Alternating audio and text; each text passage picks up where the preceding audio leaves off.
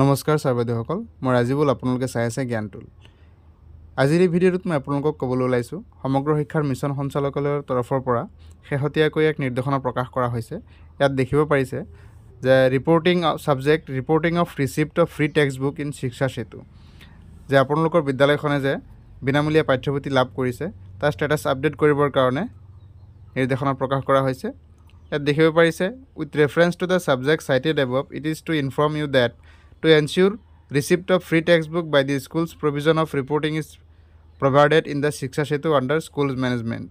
Each of the school have to submit the status as received, disbursed and required quantity by selecting class and name of book.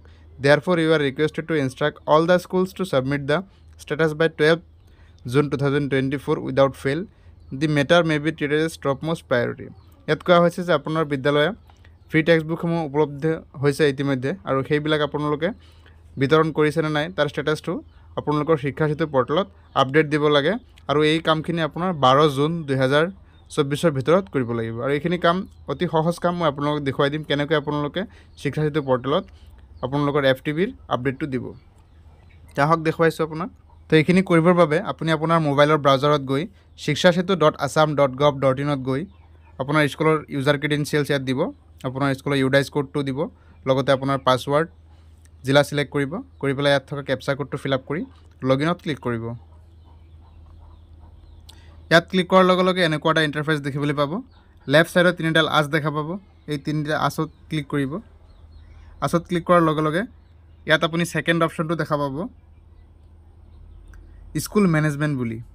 তো school management যোনটো option আছে, school management অপশ্যনটোত click কৰিব।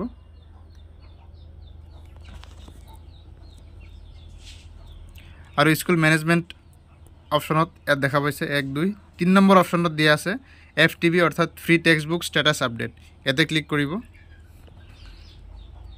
ইয়াতে click কৰাৰ পিছত এনেকুৱা এটা ইণ্টাৰফেচ দেখিবলৈ পাব। ইয়াত ওপৰত চাব ষ্টেটাছ আপডেটৰ লগত লিখা আছে এড FTB। ইয়াতে ক্লিক কৰিব। ইয়াতে আপোনাৰ বিদ্যালয়ৰ মিডিয়ামটো চিলেক্ট কৰিব, আছামিজ নে ইংলিছ মিডিয়াম। ইয়াৰ পিছত আপুনি কোনটো ক্লাছৰ কিতাপটো এড কৰিব বিচাৰে, ক্লাছ 1 ছাপ'জ ক্লাছ 1টো ক্লিক কৰিব। ইয়াৰ পিছত ক্লাছ 1ত কি কিতাপ পাইছে, যদি অংকুৰণ চিলেক্ট কৰিব প্ৰথমতে, আৰু ইয়াত নাম্বাৰ অফ ষ্টুডেণ্টটো অলৰেডি শ্ব' কৰিব অট'মেটিকলি। পিছত চাব ইয়াত অপশ্যন আছে ৰিচিপ্ট, আপুনি কিমান কিতাপ পাইছে। 30ৰ ভিতৰত যদি আপুনি 30 পাইছে তাত 30 এণ্টাৰ কৰিব। আৰু ডিছবাৰ্ছ মানে আপুনি কিমান ডিষ্ট্ৰিবিউট কৰিছে। এডিশ্যনেল কিবা ৰিকুৱাৰমেণ্ট থাকে বা কিতাপ যদি 1-2টা কম হৈছে তেতিয়াহ'লে আপুনি ইয়াত ৰিকুৱাৰ্ডত লিখিব পাৰে। এইখিনি কৰি আপুনি ছাবমিটত ক্লিক কৰিব পাৰিব। আৰু ঠিক এইখিনি কৰাৰ পিছত নেক্সট ক্লাছটো এড কৰিব। ছাপ'জ ক্লাছ 2, তো ক্লাছ 2ত কি ছাবজেক্ট আছে এইখিনি চিলেক্ট কৰিব। ইয়াৰ পিছত ক্লাছ 3 ত থকা ছাবজেক্টখিনি আপুনি এটা ছাবজেক্ট চিলেক্ট কৰি আপডেট কৰি থাকিব। প্ৰথমতে আছে আমি আৰু আমাৰ পৰিৱেশ, এইটো চিলেক্ট কৰি এইখিনি এণ্টাৰ কৰি দিব। ইয়াৰ পিছত আছে অংকুৰণখিনিও ছেম এনেকৈ কৰিব। ইয়াৰ পিছত আছে নতুন গণিত। প্ৰতিটো ক্লাছৰ বিষয়সমূহ ইয়াত এটাকৈ এড কৰি আপোনালোকে ছাবমিট বাটনত ক্লিক কৰি যাব। তো আশা কৰিছোঁ ছাৰ বাইদেউসকল আপোনালোকৰ এইখিনি বুজাত একো অসুবিধা হোৱা নাই। তো এইখিনি অতি সোনকালে আপোনালোকে আপডেট কৰিব বুলি মই আশা ৰাখিছোঁ। ধন্যবাদ ছাৰ বাইদেউসকল আজিৰ এই ভিডিঅ'টো চোৱাৰ বাবে।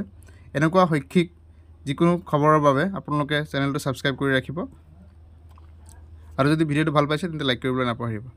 আজিলৈ পুনৰ লগ পাম পৰৱৰ্তী ভিডিঅ'।